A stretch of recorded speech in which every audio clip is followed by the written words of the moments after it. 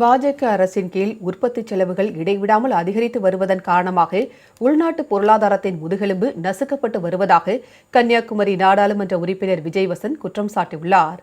டெல்லியில் 19 கிலோ எடையுள்ள வணிக எரிவாயு சிலிண்டரின் விலை 42 ரூபாய் உயர்த்தப்பட்டு 3113 ரூபாய் 50 காசுகளுக்கு நிர்ணயிக்கப்பட்டுள்ளது.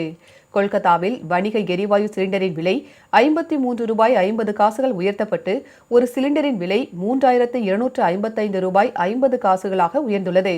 இதேபோல் சென்னையில் 46 ரூபாய் உயர்ந்து ஒரு சிலிண்டரின் விலை 3783 ரூபாய்க்கு விற்பனை செய்யப்படுகிறது.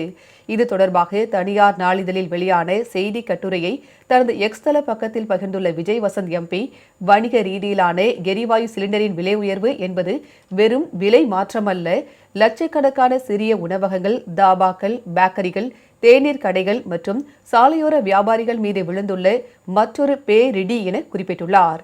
வியாபாரிகளின் லாப வரம்புகள் தொடர்ந்து சுருங்கி வரும் நிலையில் அதிகரித்த செலவினங்களை அவர்களே எதிர்கொள்ள வேண்டிய கட்டாயத்திற்கு தள்ளப்பட்டுள்ளதாக விஜய் வசந்த் எம்பி குற்றம் சாட்டியுள்ளார்.